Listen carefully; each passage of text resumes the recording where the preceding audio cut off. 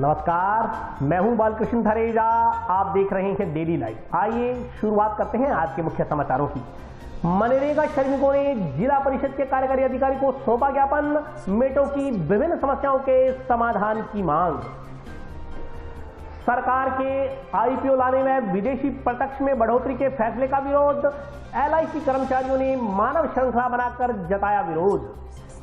Collectorate में जिला स्तरीय अधिकारियों की बैठक आयोजित, कलेक्टर ने कोरोना गाइडलाइन की पालना करने तथा वैक्सीनेशन बढ़ाने को लेकर दिए निर्देश। झंडावाली से चक 19 LLW तक लिंक रोड बनाने की मांग, ग्रामीणों ने पीडब्ल्यूडी अधिकारियों को सौंपा ज्ञापन। आवारा कुत्तों की बढ़ती तादाद से आमजन परेशान, राष्ट्रीय युवक परिषद ने नगर परिषद आयुक्त को सौंपा ज्ञापन। और अब समाचार विस्तार से। मनरेगा श्रमिकों की विभिन्न समस्याओं के निस्तारण की मांग को लेकर मनरेगा मेट प्रदेश संघ सदस्यों ने जिला परिषद के कार्यकारी अधिकारी को ज्ञापन सौंपा।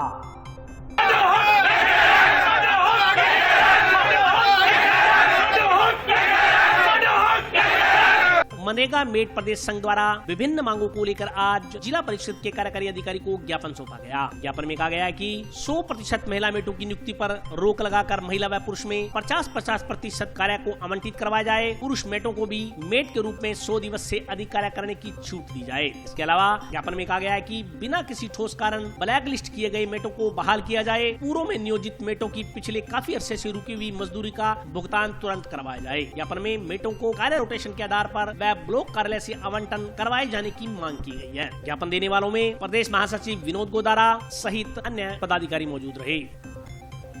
आप आए, सबने बात सुनी, सबने अपनी बात रखी और इतनी देर धूप में बैठे रहे, टेंट लगा करके बैठे और सीओ भी अंदर सुन रहा है, लेकिन अभी तक उसको कोई ये नहीं हुआ कि कोई आया यहाँ पर बात करने के लिए, कोई बुलाओ या नहीं बुलाओ, उसकी सेहत पर कोई असर नहीं है। मैं इसको पहले ये बता रहा हूँ कि ये बेट नहीं है, ये कमांडर आए हैं, ये कमांडर आए हैं, इनकी सेना पीछे खड़ी है। अभी तक सेना पीछे खड़ी है। एक मिनट के पीछे 200 लेबर है, एक मिनट के पीछे 200 लेबर है, तो आज तो 500 ही आया है, तड़के 10,000 आवेगा और ना मानी तो 20,000 हो जाएगा। ओके ऐसा जिया पुराना टाइम में राक्षस होता नहीं, संग एक हाथे तलवार लागती, टेलीविजन में देख रहा है, जितना खून का चिंता गिरता 10,000 होगा।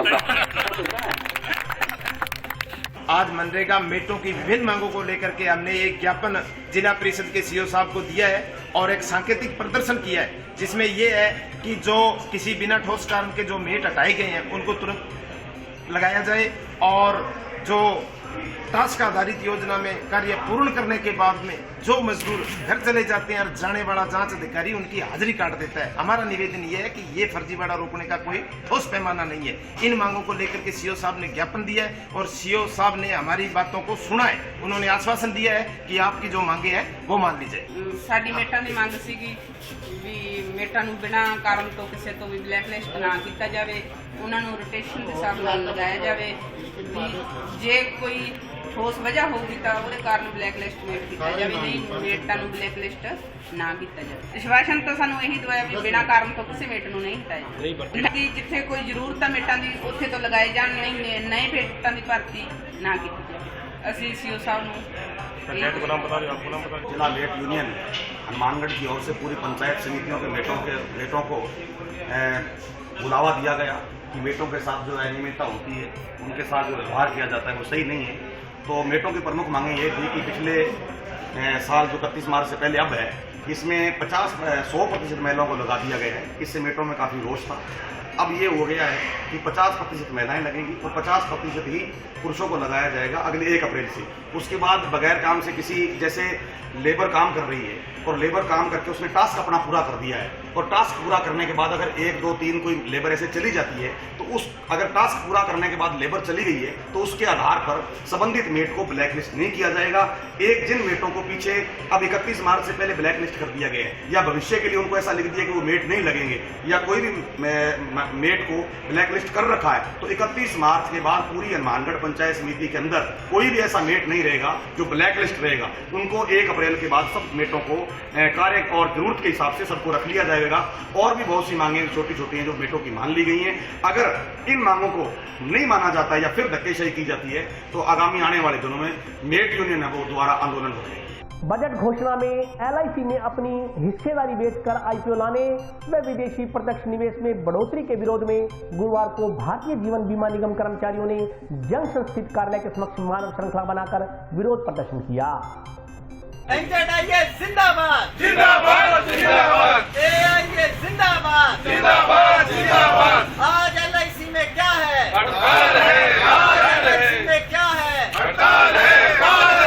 बजट घोषणा में एलआईसी में अपनी हिस्सेदारी बेचकर आईपीओ लाने व विदेशी प्रत्यक्ष निवेश में बढ़ोतरी के विरोध में गुरुवार को northern zone insurance employees association के बैनर तले भारतीय जीवन बीमा निगम के अधिकारियों, फील्ड फोर्स विकास अधिकारियों ने हड़ताल पर रहते हुए जंक्शन स्थित कार्यालय पर प्रदर्शन किया। कर्मचारियों ने नारेबाजी करते हुए सरकार के उक्त निर्णय के प्रति आक्रोश जताया। प्रदर्शन के पश्चात कर्मचारियों ने कार्यालय के बाहर सड़क पर मानव श्रृंखला बनाकर सरकार से उक्त निर्णय को वापस लेने की मांग की। संगठन पदाधिकारियों ने बताया कि सरकार ने हाल ही में बजट घोषणा में एलआईसी में अपनी हिस्सेदारी बेचकर आईपीओ लाने व विदेशी प्रत्यक्ष निवेश में बढ़ोतरी की बात कही है। केंद्र सरकार के इन निर्णयों का समस्त कर्मचारी विरोध जताते हैं। उन्होंने कहा कि सरकार सार्वजनिक उपक्रमों को पूंजीपतियों के हाथों बेचना चाहती है, जिसे किसी भी सूरत में सहन नहीं किया जाएगा। वक्ताओं ने कहा कि संगठन सदस्यों के 3 वर्षों से अधिक लंबित वेतन समझौतों को सरकार द्वारा अभी तक लागू नहीं किया गया है। बढ़ती महंगाई में कर्मचारियों को कम वेतन में गुजारा करना मुश्किल होता जा रहा है। वक्ताओं ने आईपीओ के विरोध में संघर्ष करने का आह्वान किया। इस दौरान राम प्रताप वर्मा,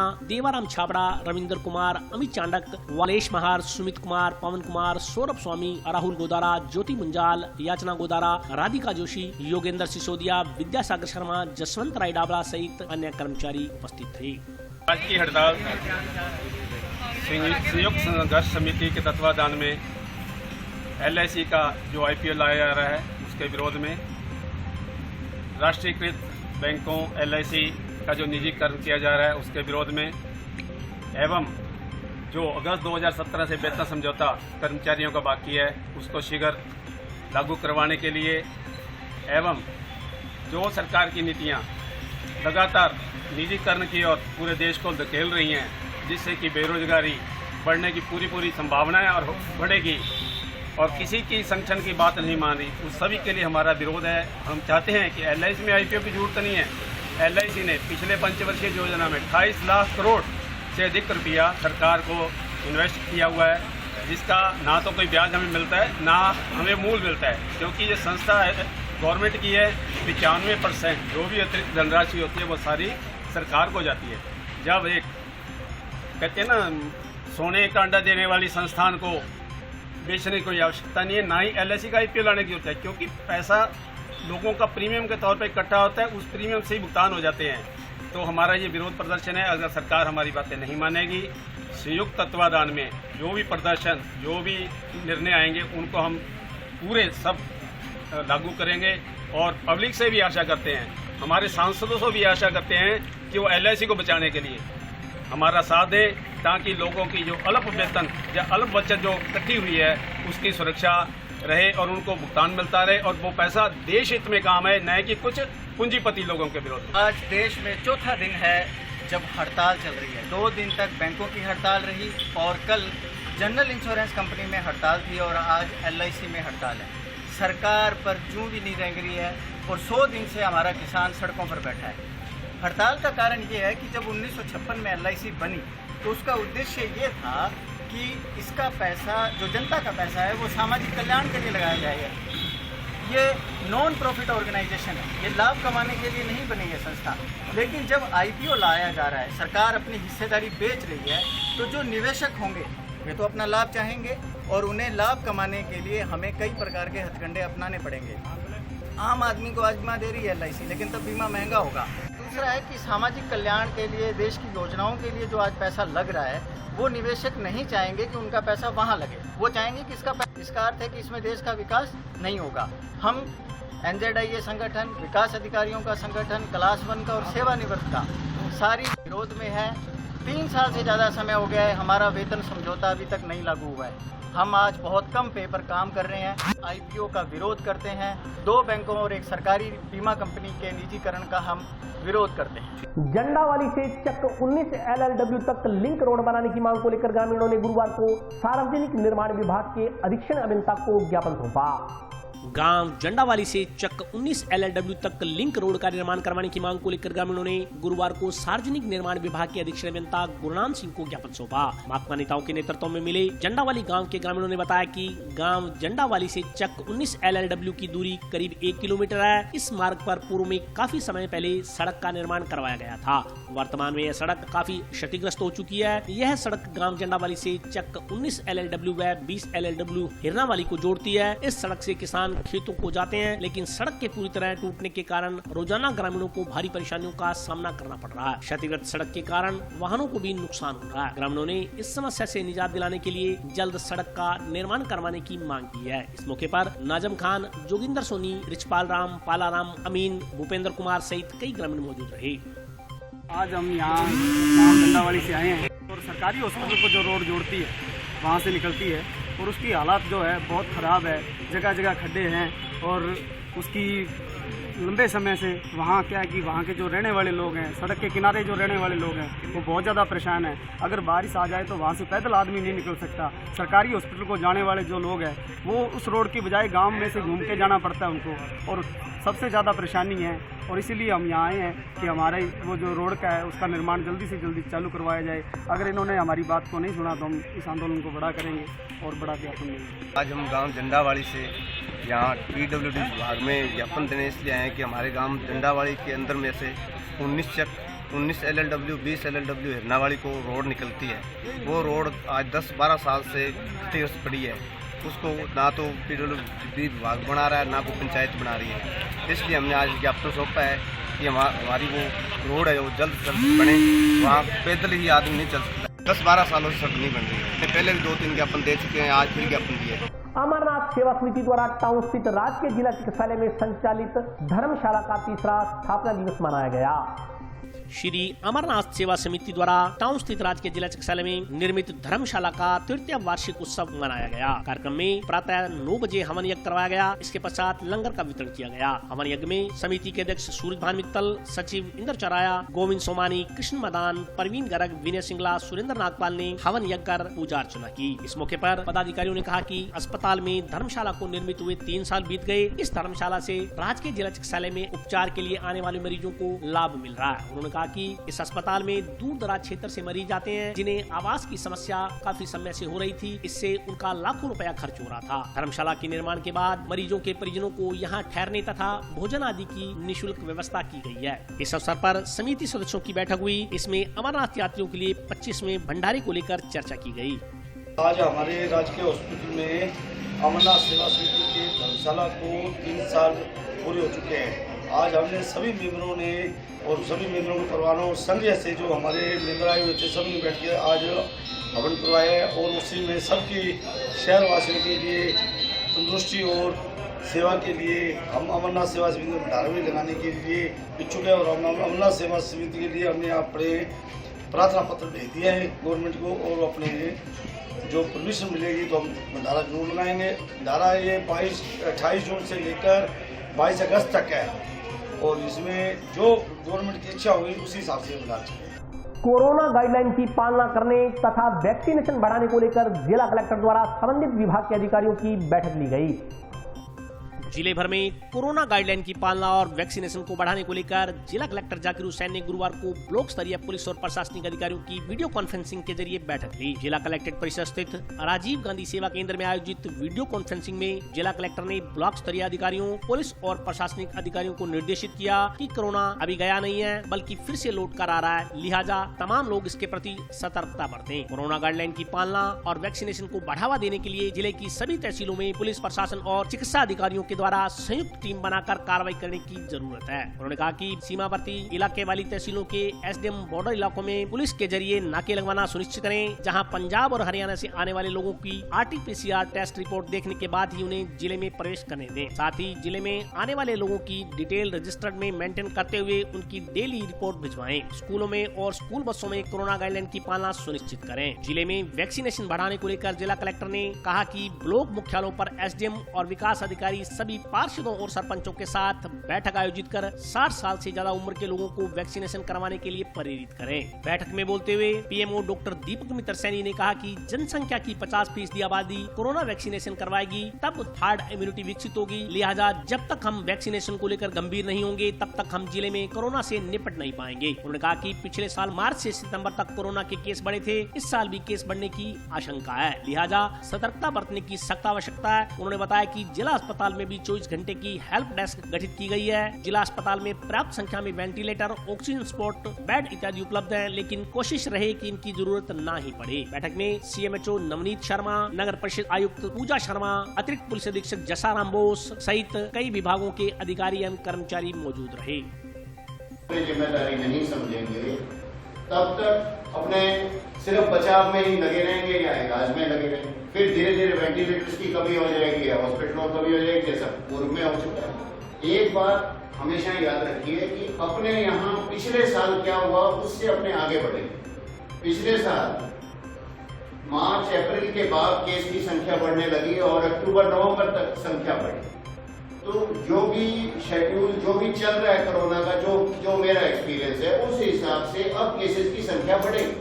आज हमने सभी ब्लॉक स्तरीय अधिकारियों के साथ वीसी रखी थी, जिसमें उपखंड अधिकारी, ब्लॉक डीसीएमओ, हमारे विकास अधिकारी, बीईओ, सभी लोगों को शामिल करते, पुलिस के अधिकारी, नगर पालिका ईओ, सबको शामिल करते हुए कोरोना की रोकथाम और कोरोना गाइडलाइंस की पालना के लिए और इसके साथ ही कोरोना टीकाकरण में तेजी लाने के लिए उनको मोटिवेट करने के लिए, मॉनिटर करने के लिए हमने वीसी रखी थी और 11 से 1 बजे तक व्यापक विचार विमर्श करके और उनको ये निर्देश दिए गए कि कोरोना को किसी भी स्थिति में फैलने नहीं दिया जाए। इसके साथ ही टीकाकरण जो चल रहा है जिले के अंदर, उसमें भी आशातीत प्रगति लाई जाए। अभी तक हमारी प्रगति जो है।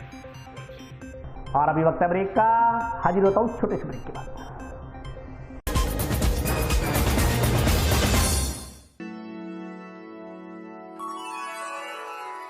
यूं तो कई बार मुझे हंसते देखा है,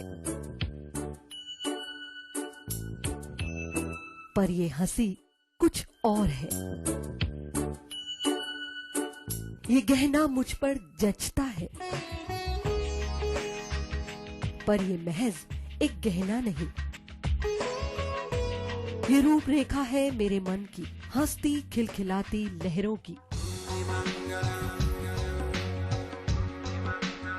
जो आतुर थी अब तक मुझ पर सजने को।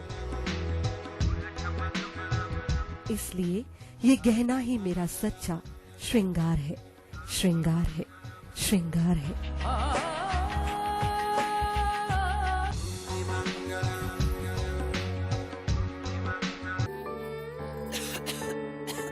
दीदी ये देखो,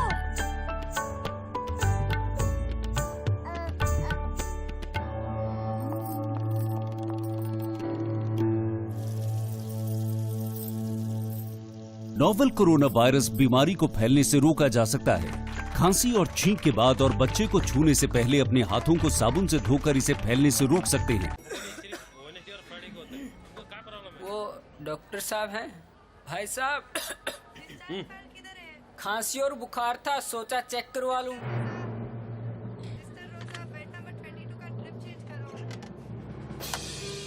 नोवेल कोरोना वायरस बीमारी को फैलने से रोका जा सकता है। बुखार के साथ खांसी और छींक होने पर तुरंत नजदीकी हेल्थ क्लिनिक या केंद्र जाएं। ब्रेक के बाद स्वागत है। आइए नजर डालते हैं अगले समाचारों पर। बैंकर्स की एक बैठक जंक्शन स्थित कलेक्ट्रेट सभागार में आयोजित की गई। बैठक में जिला कलेक्टर ने निर्धारित लक्ष्यों को पूरा करने के निर्देश दिए। बैंकर्स की एक बैठक जंक्शन स्थित कलेक्ट्रेट परिसर में आयोजित की गई। बैठक की अध्यक्षता करते हुए जिला कलेक्टर ने निर्धारित लक्ष्यों को पूरा करने के निर्देश दिए। इस संदर्भ में जानकारी देते हुए लीड बैंक अधिकारी बीएल मीणा ने बताया कि यह बैठक प्रत्येक माह के तीसरे सप्ताह को आयोजित की जाती है। बैठक में निर्धारित लक्ष्यों की समीक्षा की जाती है। अधूरे लक्ष्यों को पूरा करने और नए लक्ष्य निर्धारित करने के लिए बैठक में निर्णय लिए जाते हैं। उन्होंने कहा कि बैंक तथा विभिन्न विभाग आपसी समन्वय बनाकर लक्ष्यों को अर्जित करने की दिशा में आगे बढ़ रहे हैं। ये बैठक क्वार्टरली बैठक होती है हमारी बैंकर्स की और सारे विभागों की। जिले में क्या अचीवमेंट हुआ, क्या प्रोग्रेस हुई क्या टारगेट थे, कितना अचीवमेंट हुआ। तो इसमें कलेक्टर साहब की अध्यक्षता में मीटिंग क्वार्टरली की जाती है और दिसंबर के क्वार्टर के जो डाटा आए हैं वो रिव्यू किए जाते हैं। मार्च में क्या करना है कि समन्वय के साथ डिपार्टमेंट और बैंक मिल करके काम करें जिसमें जिले का विकास हो। सर निर्देश दिए हैं कि भाई 31 मार्च से पहले सारे टारगेट जिले के जिस स्कीम में पीछे हैं, जो स्कीमों में पूर्ण हो गए उसके लिए बधाई दी, और जिनमें पीछे हैं तो 31 मार्च तक आपस में तालमेल सरकारी विभाग और बैंक आपस में तालमेल बैठाकर ये लक्ष्य पूर्ण करें। हनुमानगढ़ निवासी अंश जेमिनी ने किशोर वैज्ञानिक योजना के तहत आयोजित परीक्षा में 37वां रैंक हासिल कर जिले का नाम रोशन किया है। अंश के हनुमानगढ़ पहुंचने पर विद्यालय में उसका स्वागत किया गया।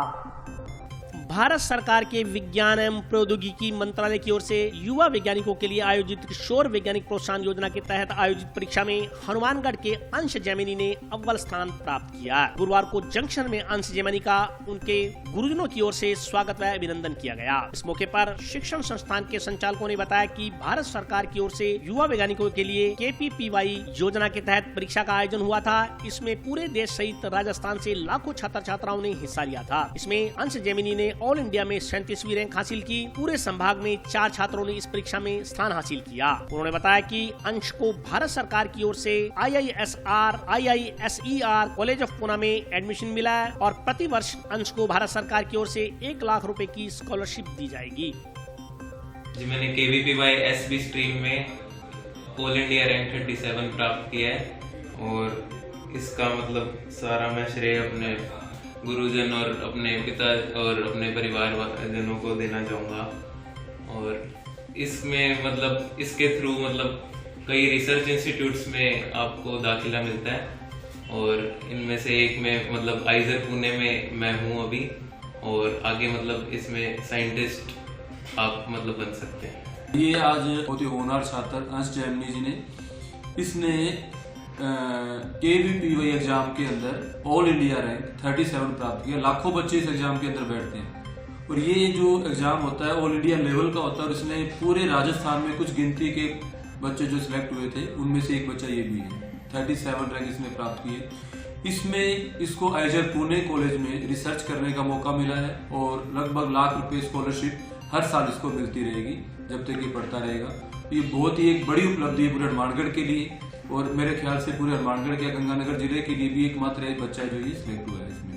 आज हमने इनको यहाँ बुलाकर, उनके पिताजी को यहाँ बुलाकर उनको सम्मानित किया था ताकि इस बच्चों का हौसला बढ़े और भी कोचिंग में दूसरे बच्चों को भी हौसला मिले इससे देखकर, इसलिए इनको स्पेशली बुलाकर यहाँ सम्मानित किया गया। कोरोना के बढ़ते मामलों के दृष्टिगत जिला प्रशासन द्वारा जागरूकता अभियान आरंभ किया गया है। इसी क्रम में टाउन स्थित नेहरू मेमोरियल चिल्ड्रन स्कूल में बच्चों को नियमों की पालना की शपथ दिलाई गई।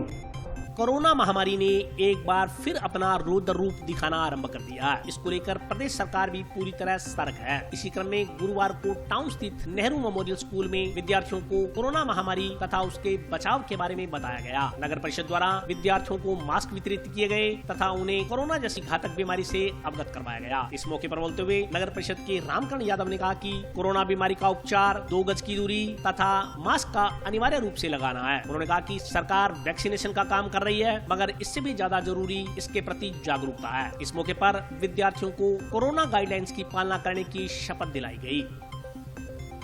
आप सभी को विदित है कि कोरोना की जो महामारी, वैश्विक महामारी है, वो लगातार अभी भी यथावत खतरा बना हुआ है। पिछले 1 साल से हम न केवल भारतवासी बल्कि पूरी दुनिया के लोग इस वैश्विक महामारी से पीड़ित हैं, ग्रसित हैं और लगातार इसका सामना कर रहे हैं। इसी के अंतर्गत ये सेकंड फेज पुनः स्टार्ट हो रहा है। दोबारा इस तरह के सेकंड वर्जन इसका जो सेकंड स्ट्रेन है वो दोबारा आ रहा है। मैं शपथ लेती हूँ कि मैं कोविड-19 को लेकर सरकार द्वारा जारी सभी प्रकार के सावधानियाँ बरतूंगी। मैं परस्पर 2 गज की न्यूनतम भौतिक दूरी रखूंगी। मैं चेहरे पर मास्क लगाऊंगी। स्कूल में नगर पालिका की तरफ से श्री रामकरण यादव जी ने कोरोना की सुरक्षा के लिए जो सुरक्षा नियम बताए, उसके अंदर हमारे विद्यार्थियों ने और हमारे स्कूल के सभी टीचर्स ने अच्छा सहयोग दिया और इनको मैं बहुत बहुत धन्यवाद और आभार व्यक्त करती हूँ। आज नगर परिषद की ओर से कोरोना वैश्विक महामारी के संदर्भ में जो कोरोना जन जागृति अभियान है, उसी के तहत टाउन क्षेत्र में नेहरू मेमोरियल स्कूल में विद्यार्थियों को कोरोना जन जागृति के बारे में जानकारी दी। सभी को निःशुल्क नगर परिषद की ओर से मास्क वितरित किए गए, साथ ही बच्चों को कोरोना शपथ दिलाई गई ताकि कोरोना से हम बचाव कर सकें, मुक्त हो सकें। जैसा कि सभी को विदित है कि कोरोना वापस रिटर्न हो रहा है, ऐसी कंडीशन में खतरा अभी भी जस का तस बना हुआ है। तो हम सबका नैतिक दायित्व बनता है कि हम सब राज्य सरकार के द्वारा और भारत सरकार के द्वारा जारी जो गाइडलाइन है उनका अनुसरण करें, फॉलो करें और कोरोना की इस मुहिम में जब हम सब मिलकर कार्य करेंगे तभी हम जीत पाएंगे। उसी संदर्भ में आज यहाँ पर प्रोग्राम किया गया है। आगे भी यथावत इस तरह से प्रत्येक वार्ड में जहाँ जहाँ में लगेगा कार्यक्रम जो है माननीय जिला कलेक्टर महोदय का आदेश अनुसार करवाते रहेंगे। शहर में आवारा कुत्तों की बढ़ चुकी तादाद आमजन के लिए परेशानी का सबब बनती जा रही है। राष्ट्रीय युवक परिषद ने आयुक्त को ज्ञापन देकर समस्या के समाधान की मांग की है। जिला मुख्यालय के टाउन तथा जंक्शन में बढ़ रही आवारा कुत्तों की संख्या आम जन के लिए परेशानी का सबब बनी हुई है। इस संदर्भ में आज राष्ट्रीय युवक परिषद के पदाधिकारियों ने नगर परिषद आयुक्त को ज्ञापन देकर आवारा कुत्तों से निजात दिलाने की मांग की। राष्ट्रीय युवक परिषद द्वारा दिए गए ज्ञापन में कहा गया कि शहर के गली गली में आवारा कुत्ते दंदनाते फिर रहे हैं। इससे आवारा कुत्तों के काटने से कई बुजुर्ग घायल भी हो चुके हैं। यदि शीघ्र ही इन पर नियंत्रण नहीं किया गया तो कई लोगों को इससे नुकसान पहुँचेगा। उन्होंने कहा कि ज्ञापन की एक प्रति जिला कलेक्टर को तथा पशुपालन विभाग को भी भिजवाई गई है। उन्होंने उम्मीद जताई कि शहरवासियों को शीघ्र ही आवारा कुत्तों की समस्या से निजात मिलेगी। जैसा कि आप देख रहे हैं हमारे शहर के अंदर हर गली के अंदर हर मोहल्ले में आवारा कुत्ते हो रहे और ये कुत्ते इतने परेशान करते हैं लोगों को। जैसे कोई दूसरा मोटरसाइकिल वाले पीछे भागे कुत्ते, मोटरसाइकिल गिर जाता है। गाय तो पीछे भागते हैं, गाय भागते लोगों को गिर जाती है। बड़ी सोच समझ के पूरे शहर की मांग ने उठाई हमारे को और हमारे पास इस बात सबको नहीं गया। तो आज ज्ञापन दे रहे हैं कमिश्नर साहब को और कॉपी दी हमने कलेक्टर साहब को और चेयरमैन साहब को और पशुपालन विभाग को। और इनसे भी मैडम ने भी हमारे को ये कहा कि आप निश्चित रहिए, इसमें हम जरूर कार्रवाई कराएंगे। पहले भी मैडम ने हमारा एक काला तिल निर्माण में बड़ा सहयोग किया था परिषद का। उसमें डेंगू का जो 85% था हमने 13 डलवा के 15% में लाए थे। इसी तरह हमें कुत्ता होना काम भी 10-15 दिन में करवा के दिखाएंगे। इतना विश्वास है हमारे को। और आज के लिए बस इतना ही। कल फिर हाजिर होता हूं नए समाचारों के साथ। तब तक के लिए नमस्कार।